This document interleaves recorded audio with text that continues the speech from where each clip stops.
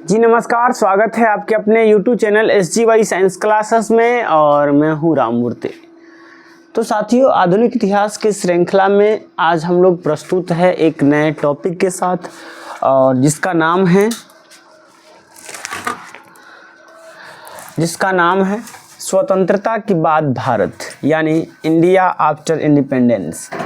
और ये इस श्रृंखला का लास्ट टॉपिक होने वाला है। तो आपसे रिक्वेस्ट है कि इस टॉपिक के बाद आप इस प्लेलिस्ट को पूरे एक बार रिवाइज कर लेंगे, देख लेंगे, ताकि आपको आधुनिक इतिहास से संबंधित कोई भी प्रश्न छूट ना पाए। तो चलिए बिना देरी किए शुरू करते हैं अपने इस पाठशाला को। और ये रहा आज का पहला प्रश्न।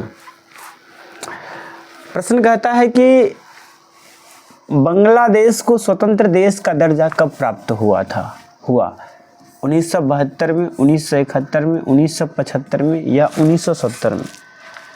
तो इसका सही आंसर होने वाला है बी, यानी 1971 में।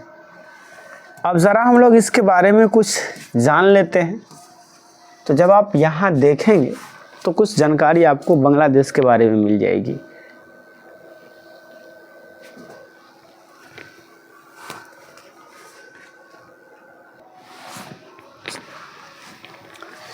कहता है कि बांग्लादेश पूर्वी भारत के बंगाल का हिस्सा था, यानी बांग्लादेश जो था ये पूर्वी भारत के बंगाल का हिस्सा था। और ये बंगाल विभाजन के समय में ये पूर्वी बंगाल बन गया था। और उसके बाद जब भारत स्वतंत्र हुआ तो भारत का विभाजन हुआ और उस टाइम में ये पूर्वी पाकिस्तान नाम से जाना जाने लगा। 1526 से 1858 तक इस पर मुगलों का शासन था। वर्ष 1947 में भारत पाकिस्तान को आज़ादी मिली तो बंगाल मुस्लिम बहुल क्षेत्र पाकिस्तान का हिस्सा अर्थात पूर्वी पाकिस्तान बन गया। यानी 1947 में जब भारत और पाकिस्तान को आज़ादी मिली तो उस टाइम में जो बंगाल के जो मुस्लिम बहुल इलाका था वो पाकिस्तान का हिस्सा बन गया और वो पूर्वी पाकिस्तान बन गया। पूर्वी पाकिस्तान और पश्चिमी पाकिस्तान की वार्ता विफल होने के बाद 26 मार्च 1971 को शेख मुजीबुर रहमान ने बांग्लादेश की स्वतंत्रता की घोषणा कर दी। 16 दिसंबर 1971 को इसे आधिकारिक रूप से आज़ादी मिली। कहता है कि जब भारत और पाकिस्तान एक साथ स्वतंत्र हुआ तो बंगाल का जो मुस्लिम बहुल क्षेत्र था वो पाकिस्तान का हिस्सा बन गया और इस प्रकार से जो अभी का जो बांग्लादेश है वो पूर्वी पाकिस्तान बन गया।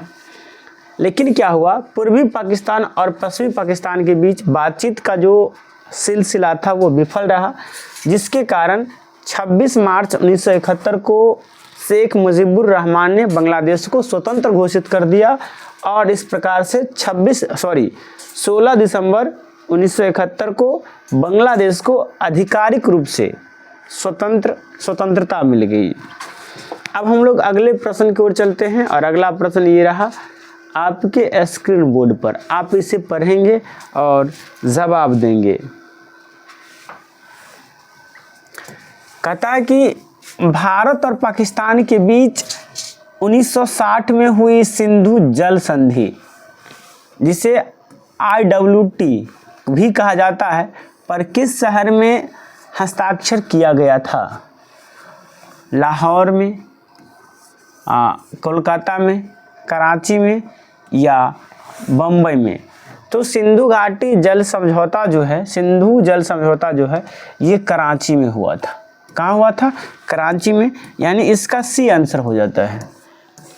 अब यहाँ पर आप इसका डिस्कशन देख सकते हैं, जिसमें कहा गया है कि भारत और पाकिस्तान के बीच 1960 में हुई सिंधु जल संधि, जिसे IWT वर्ल्ड बैंक के प्रयासों द्वारा पाकिस्तान के कराची शहर में संपन्न हुआ। इस संधि के तहत 3 पूर्वी नदियों रावी, ब्यास और सतलज के पानी पर भारत का पूरा हक दिया गया। यानी इसके तहत 3 नदी रावी, ब्यास और सतलज के पानी पर भारत का पूरा हक हुआ। शेष 3 पश्चिमी नदी जिसमें झेलम, चिनाब और सिंधु के पानी के बहाव को बाधा रहित पाकिस्तान को देना तय हुआ। और 3 नदी जो पश्चिमी इलाका में थे, झेलम, चिनाब और सिंधु, इसकी जो बहाव थी को बाधा रहित करके और पाकिस्तान को देना पड़ा। इस प्रकार से सिंधु जल संधि जो है वो कराची में संपन्न हुआ था। किसके प्रयास से? विश्व बैंक के प्रयास से। अगले प्रश्न को पढ़िए और जवाब दीजिए क्या होगा इसका सही आंसर। पढ़िए क्या है इसका प्रश्न और इसे जवाब दीजिए। प्रश्न कहता है कि स्वतंत्रता के समय ब्रिटिश भारत में डैश रियासतें शामिल थी। क्या वो 592 रियासत था, 565 था, 582 था या 500 रियासत था? तो जिस समय में भारत स्वतंत्र हुआ था उस समय में ब्रिटिश भारत में रियासत की संख्या 565 थी। कितने थी? 565। अगले प्रश्न की ओर हम लोग चलते हैं और यहाँ पर आप देख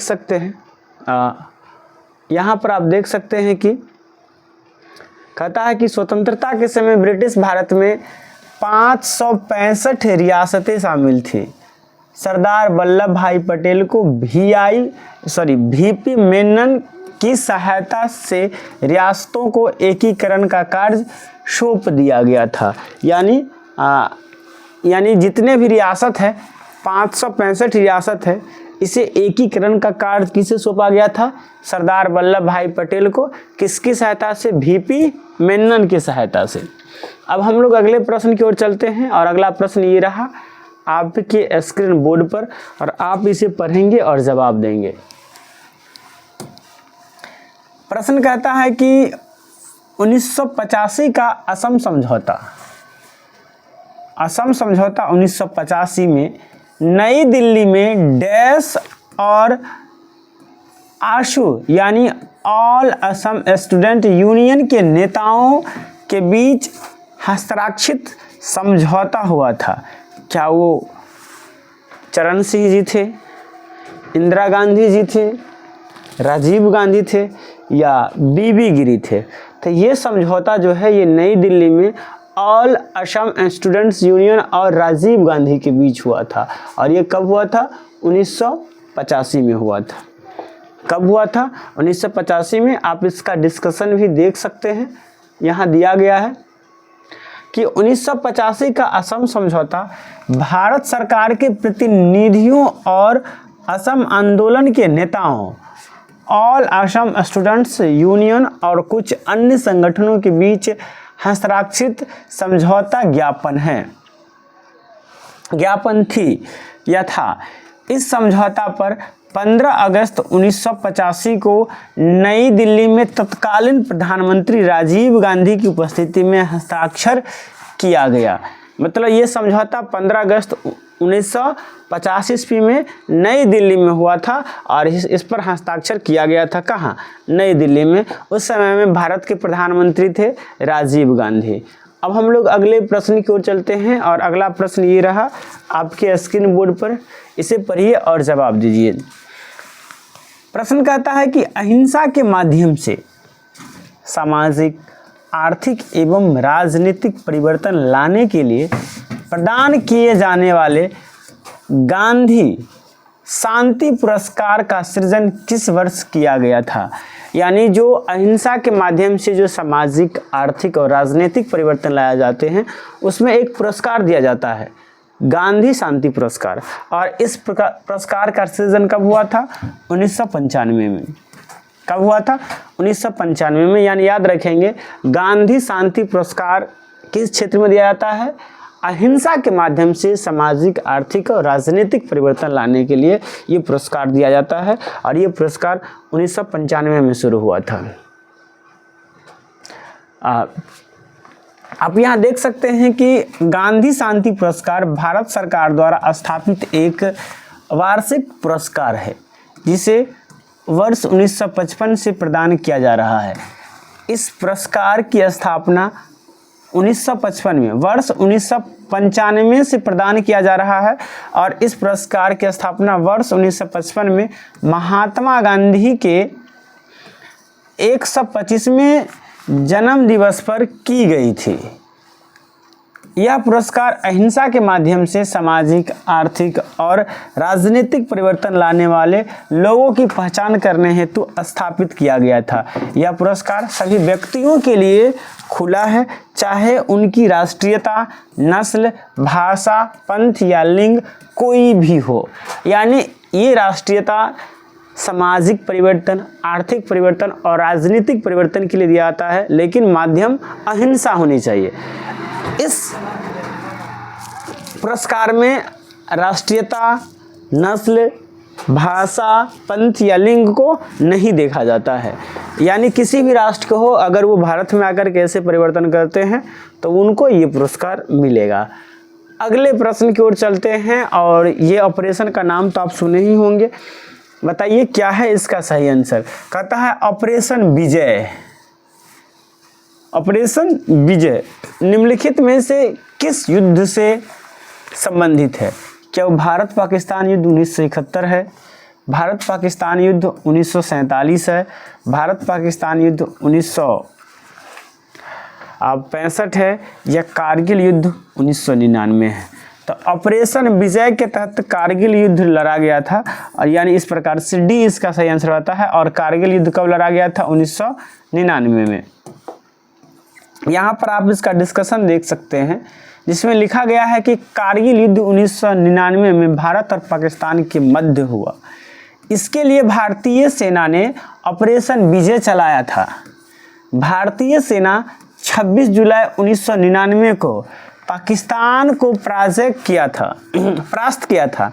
तब से प्रतिवर्ष 26 जुलाई को विजय दिवस के तौर पर मनाया जाता है। यानी ऑपरेशन विजय के तहत ही भारतीय सेना ने पाकिस्तान की सेना को पराजित किया था और पाकिस्तान की सेना 26 जुलाई 1999 को परास्त हो गया था।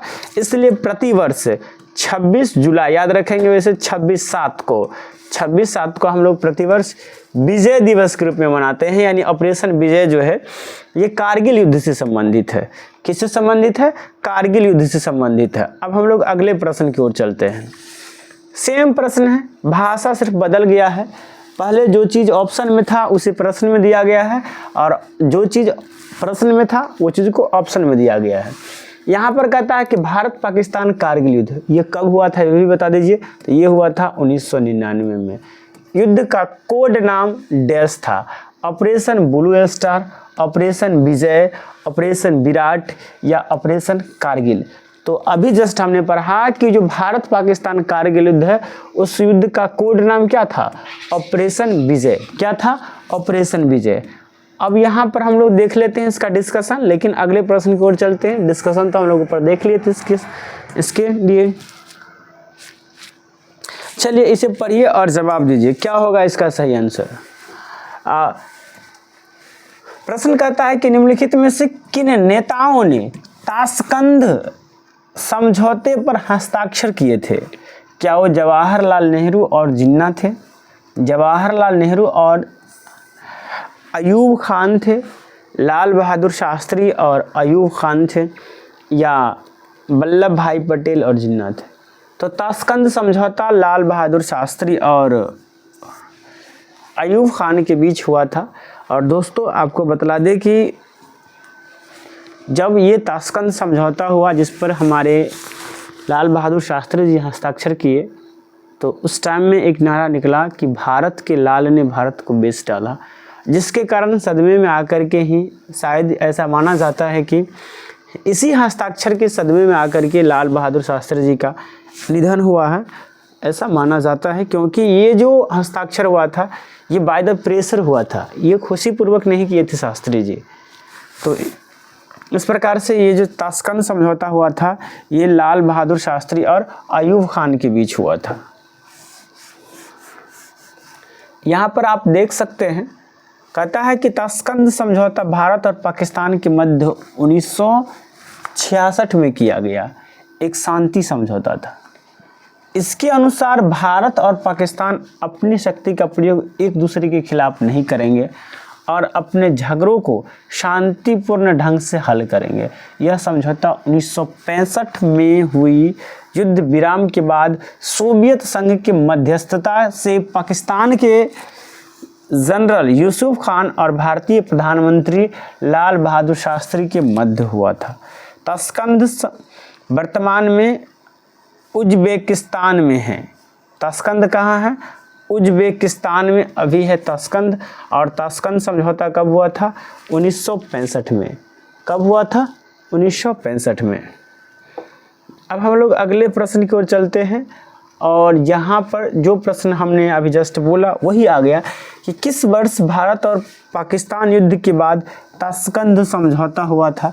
तो इसका सही आंसर हो जाता है 1965 में। क्या हो जाता है? 1965 में ताशकंद समझौता हुआ था। तो दोस्तों, thank you for watching this video. इस वीडियो को देखने के लिए आपको बहुत बहुत धन्यवाद। आपको कैसा लगा हमारा वीडियो कमेंट करके बताइएगा। अगर अच्छा लगा है तो इसे लाइक कीजिए। साथ ही साथ यदि आप हमारे चैनल पर नए हैं तो इसे सब्सक्राइब करके बेल आइकन को दबा दीजिए। चलिए मिलते हैं नेक्स्ट वीडियो में। आज के लिए इतना ही। जय हिंद, जय भारत।